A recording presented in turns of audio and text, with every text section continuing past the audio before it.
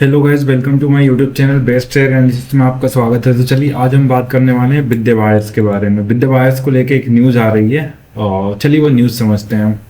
विद्या wires की अगर हम बात करें तो विद्या वायर्स आज 114 पे ट्रेड करके क्लोज हुआ, जो एक दिन में ₹5.35 की बढ़त दिखा रहा है, जो कि 4.92% वन डे का होती है और ये NSE पे है गाइस। तो न्यूज़ की अगर हम बात करें तो विद्या वायर्स फेस कर रही है टैक्स डिमांड, जो कि 24.7 करोड़ का है। 2018 से 2025 के लिए ब्लॉक पीरियड है इनका और कंपनी ने प्लान करा है अपील करने का। और सिटिंग करा no material financial impact expected, कोई भी फाइनेंशियल इम्पैक्ट कंपनी के ऊपर नहीं आएगा। तो यहाँ समझते हैं ये विद्या वायर्स लिमिटेड और टैक्स असेसमेंट ऑर्डर रिसीव्ड हुआ है इन्हें। टैक्स असेसमेंट ऑर्डर इन्हें रिसीव्ड हुआ है बेसिकली।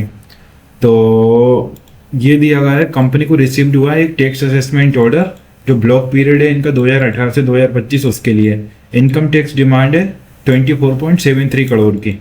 मतलब इनकम टैक्स जो डिमांड आई है वो 24 करोड़ 73 लाख रुपए की आई हुई है।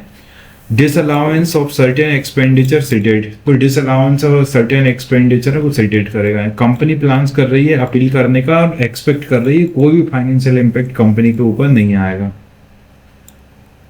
हुआ क्या था एक्चुअल में, व्हाट हैपेंड, तो कंपनी रिसीव्ड कर रही है एक income tax assessment order covering, जो कवर कर रहा है 2018 से 2025 तक का पीरियड। और टैक्स डिमांड जो करी गई है वो 24 करोड़ 73 लाख की करी गई है, ड्यू टू जो सर्टेन डिसअलाउड एक्सपेंसेस हैं उसके चलते। और द कंपनी ने प्लान करा है अपील करने को और डज नॉट एक्सपेक्ट नहीं कर रही कोई भी मटेरियल फाइनेंशियल और ऑपरेशनल इम्पैक्ट कंपनी के ऊपर आएगा। लीगल कॉन्टेक्स्ट की अगर हम बात करें तो ऑर्डर इज अंडर सेक्शन, तो ऑर्डर जो है section 158BC1 clause C and section 143(3) of the income tax act के थ्रू है, and relating to block assessment. Impact for investors के लिए अगर बात करें तो एन असेसमेंट ऑर्डर है इंडिकेट्स करता है स्क्रूटिनी बाय टैक्स ऑथोरिटीज।